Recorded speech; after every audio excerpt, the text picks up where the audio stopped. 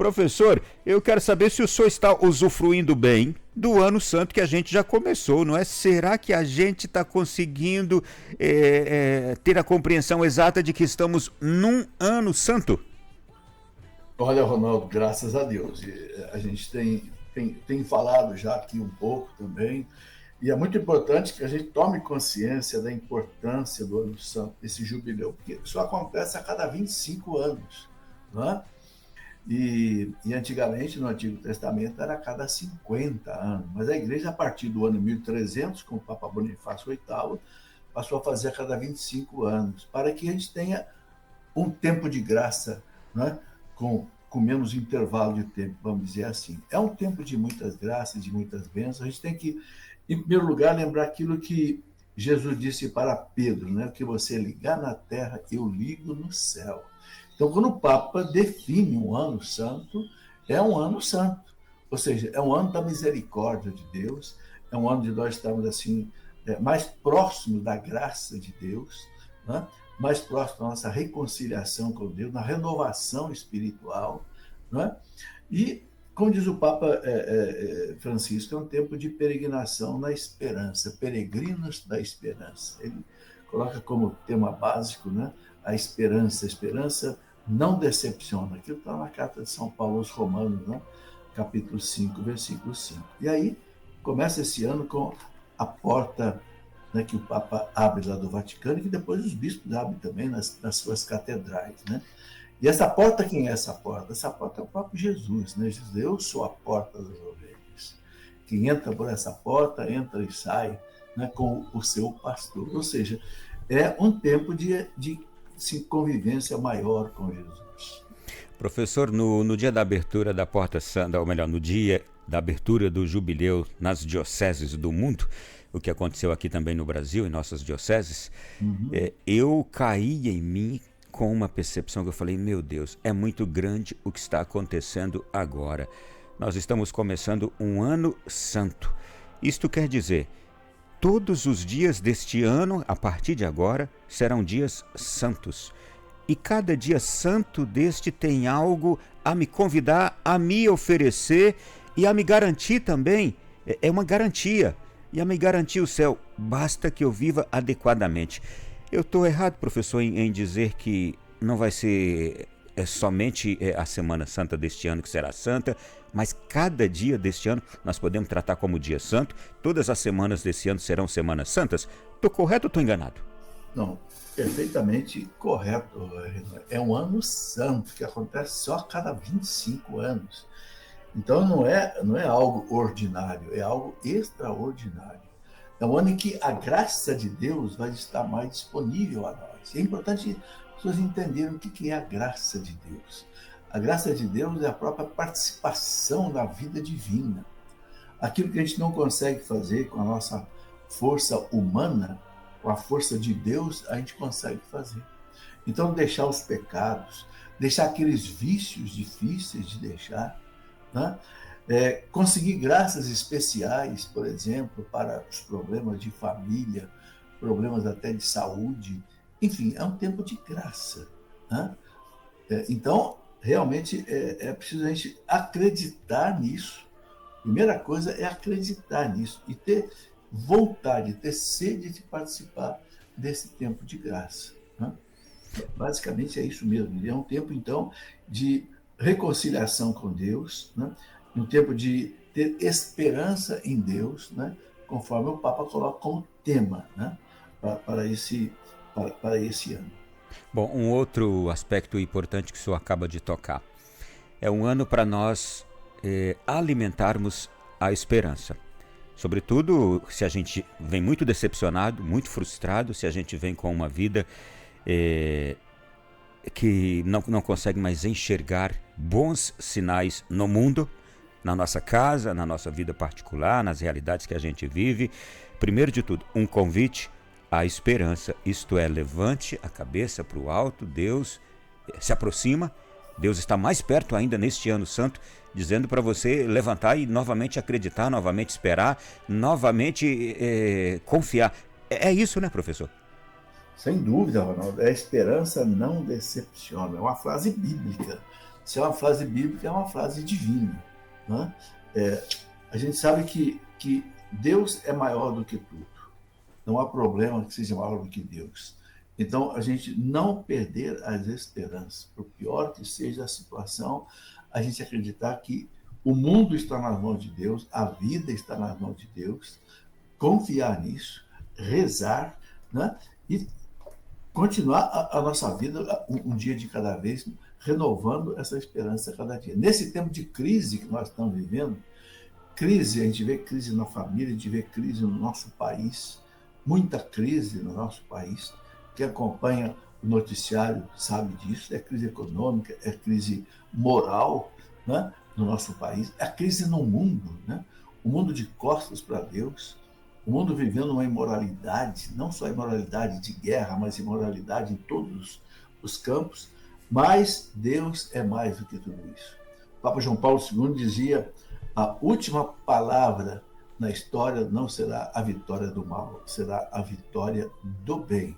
Né? Cristo já prometeu, eu acho que aí que está a nossa esperança maior, né, Ronaldo? As portas do inferno não prevalecerão contra a igreja. E nós somos a igreja. Nós que somos batizados somos a igreja. Então, aconteça o que acontecer, Deus está realmente no comando de todas essas coisas. Essa é a esperança que a gente deve reacender aí nesse ano do jubileu. Bom, deixa eu agora já introduzir-nos mais ainda neste assunto. É um ano da bondade gigante de Deus. É um ano da bondade extravagante de Deus. Este ano santo. Um dos importantes sinais deste ano é a indulgência que nós podemos lucrar a cada dia deste ano. Ou para nós, nossa vida, nossa conversão, nossa salvação eterna, ou para alguma alma.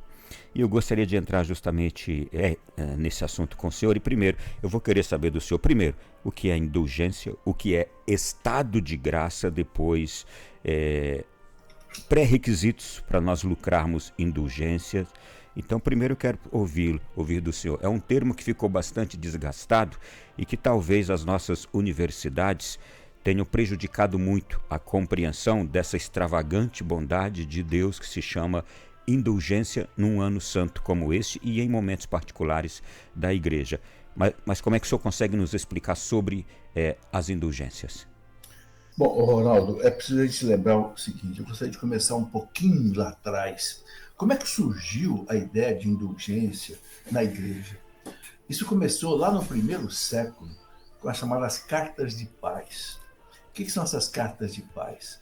Quando havia aquela perseguição do Império Romano, que levava muitos cristãos à morte, muitos cristãos estavam presos, aguardando o dia da morte. Eram chamados confessores da fé. E o que acontecia nessa época? Nessa época, uma pessoa, para ter o perdão dos seus pecados, ela tinha que cumprir penitências muito pesadas. Às vezes eram 40 dias de penitência, peregrinações pesadas. E muita gente não conseguia recuperar o perdão, porque os bispos que davam o perdão esperavam cumprir a penitência para depois dar a absolvição. Então surgiu um costume muito interessante, que foi o seguinte: as pessoas que não conseguiam cumprir essa penitência, eles iam aos confessores da fé, que estavam aguardando a morte, por serem cristãos, que era proibido, e pediam uma carta ao bispo, dizendo o seguinte: olha, eu ofereço a minha morte pelo perdão dos pecados dessa pessoa que não consegue cumprir essa penitência. Que coisa bonita! Aí a igreja entendeu, dentro da comunhão dos santos, um sacrifício meu pode ajudar um irmão. E os bispos aceitavam isso e liberavam a pessoa de uma penitência pesada que ela não conseguia cumprir, tendo em vista o sacrifício que o outro confessor da fé ia passar. Aí, Ronaldo, começou a igreja, iluminada pelo Espírito Santo, que ela é em todos os tempos, a igreja começou a entender que dentro da comunhão dos santos há um intercâmbio de graças, de dons, de graças que um pode fazer pelo outro. Uma coisa maravilhosa que existe na igreja.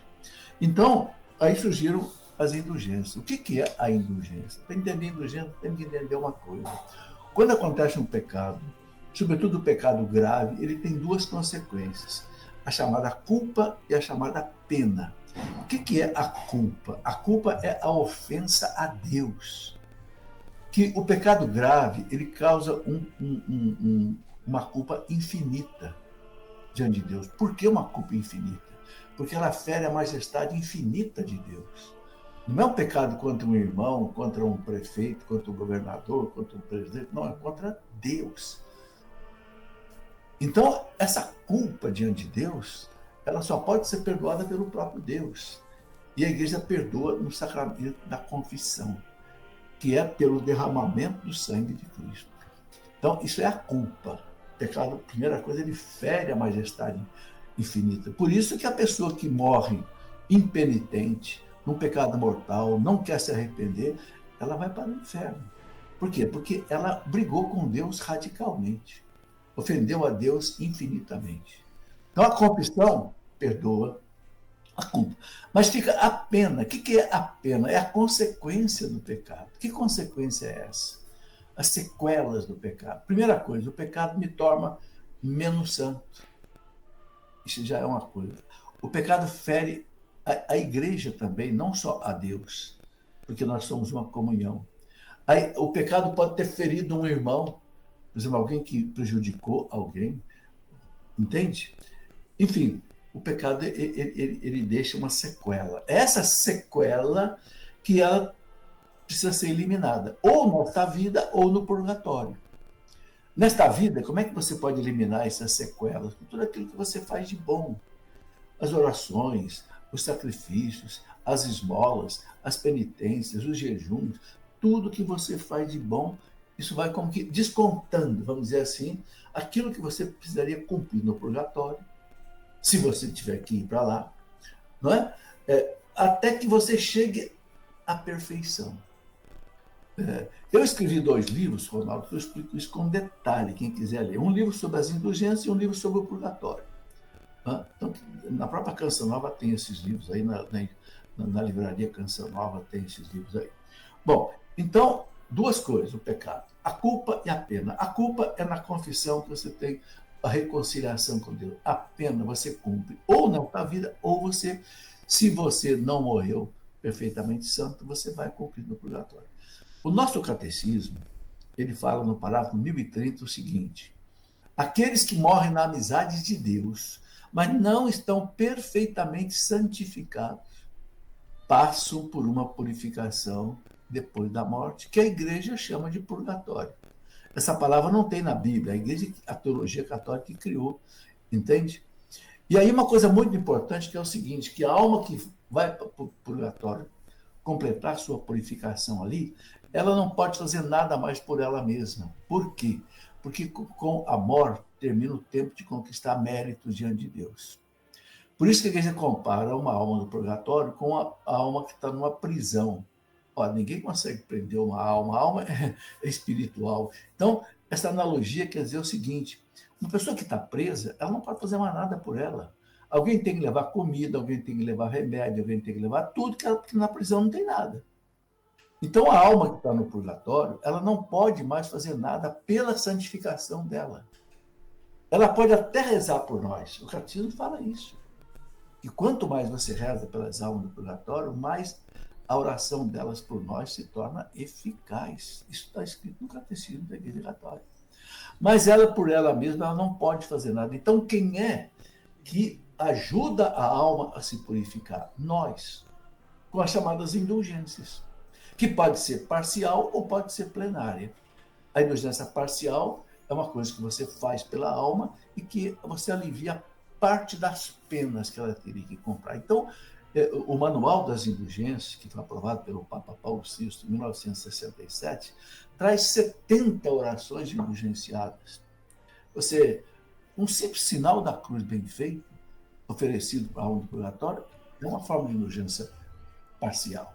Bom, mas tem as indulgências plenárias. O que é a indulgência plenária? Aquela que liberta a alma de todas as suas penas. E é exatamente isso que o jubileu oferece. Veja a grandeza. Uhum. Agora, tem uma coisa. Mesmo além do jubileu, em qualquer ano, mesmo que não seja ano jubilar, todos os dias você pode ganhar uma indulgência para uma alma do purgatório ou para a sua própria alma. Não se pode oferecer indulgência para uma alma de alguém que está vivo. Não. Ou para a minha alma, ou para a alma que está no purgatório. Bom, então aí, durante um ano normal, que não é ano jubilar, como é que eu posso ganhar indulgência uma vez por dia? 3 coisas nunca pode faltar para conquistar uma indulgência. Primeiro, uma confissão muito bem feita, que a pessoa renuncia aos seus pecados, não quer voltar aos pecados. Uma confissão muito bem feita. Segundo, você participar da Eucaristia, comungar. Terceiro, rezar pelo Papa, por intenção do Papa, pelo menos um Pai Nosso, uma Ave Maria e um Glória. É o que está no Manual das Indulgências do Papa Paulo VI, dentro da Constituição Apostólica das Indulgências. Muito bem, essas 3 coisas, Ronaldo, nunca pode faltar. Confissão, comunhão, rezar pelo Papa. A quarta condição, no ano normal, a quarta condição tem 4 alternativas que você escolhe. Por exemplo, você pode rezar o terço em família, ou na comunidade, diante de um oratório, ou você pode fazer meia hora de leitura bíblica meditada, ou você pode fazer meia hora de adoração ao Santíssimo, na capela do Santíssimo, ou você pode fazer a via sacra. Então, a quarta condição pode ser suprida por uma dessas 4 alternativas. Isso num ano comum. Entende? Agora, no ano jubileu, o Papa oferece mais alternativas para essa quarta condição. Não pode faltar, repito, também no ano jubileu, não pode faltar a confissão, comunhão a cada dia. Confissão não precisa ser todo dia, mas a comunhão, para cada indulgência, uma comunhão.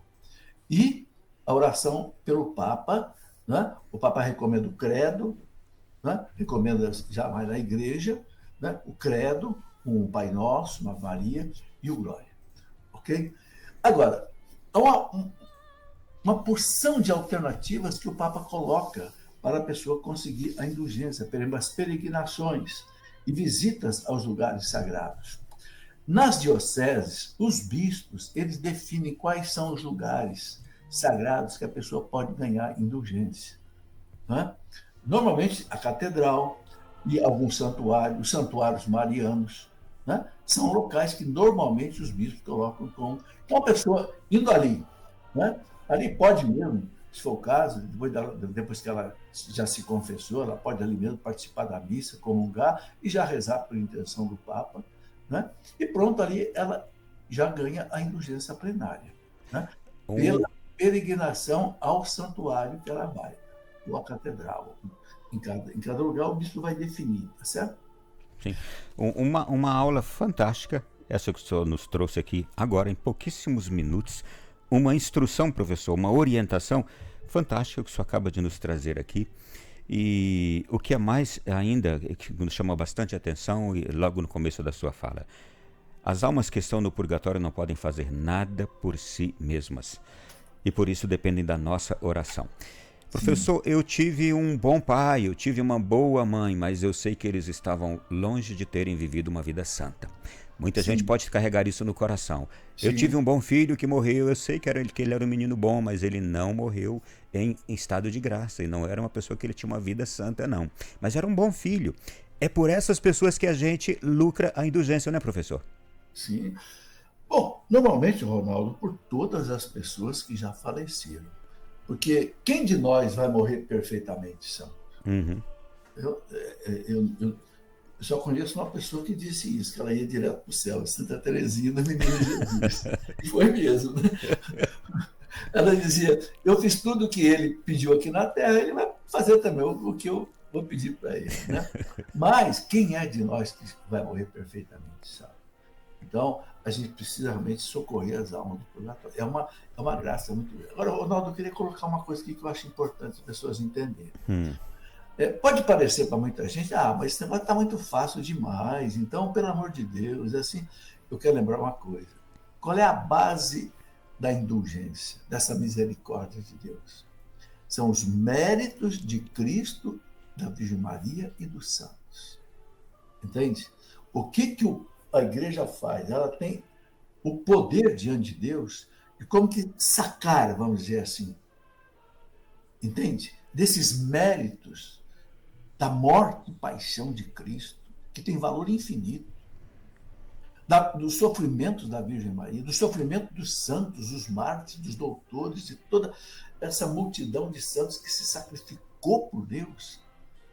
E os méritos deles são como que um armazém de graças acumuladas, que agora a igreja tem o poder de sacar isso e aplicar às almas do purgatório. Veja que coisa maravilhosa. Então a coisa não é de graça, você entende?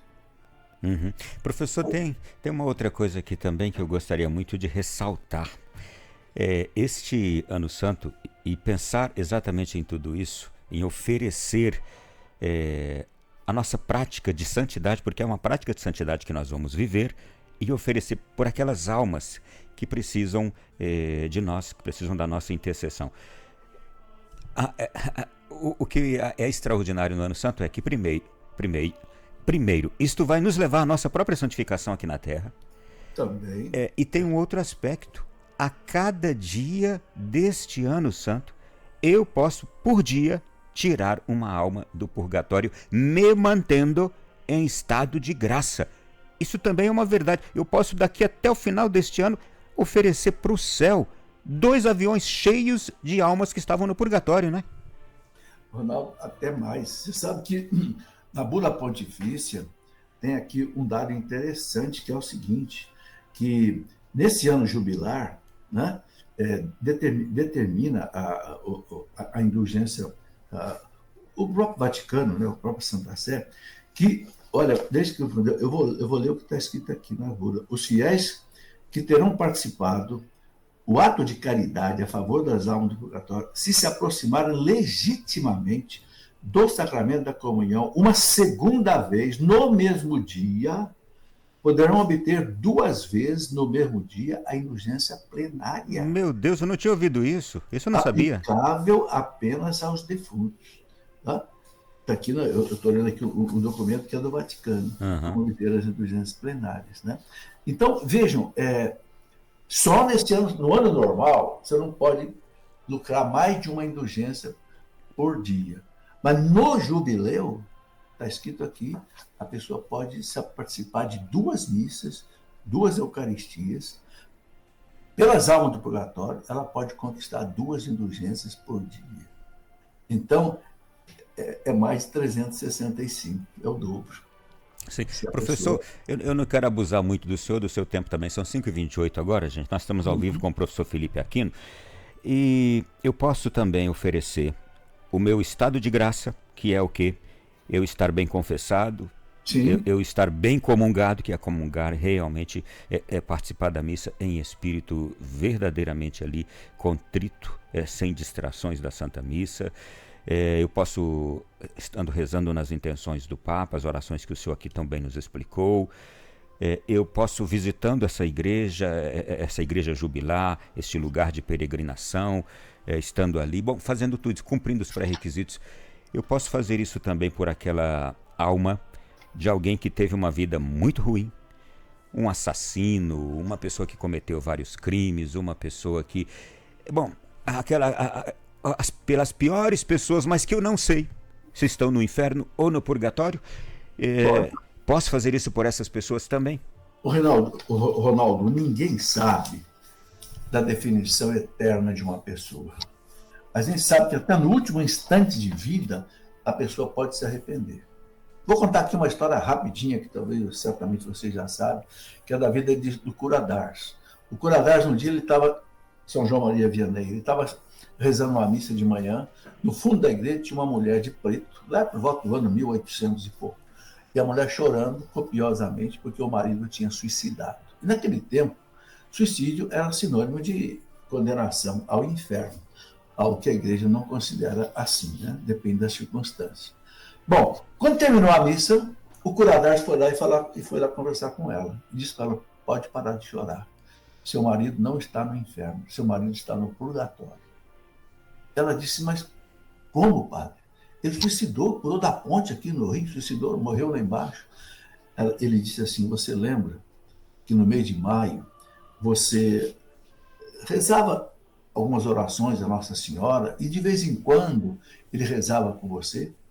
Lembro. Pois bem, Nossa Senhora conseguiu para ele, no limiar da morte, a graça do arrependimento.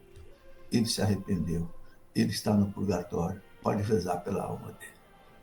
Veja, é uma coisa impressionante, a gente não sabe.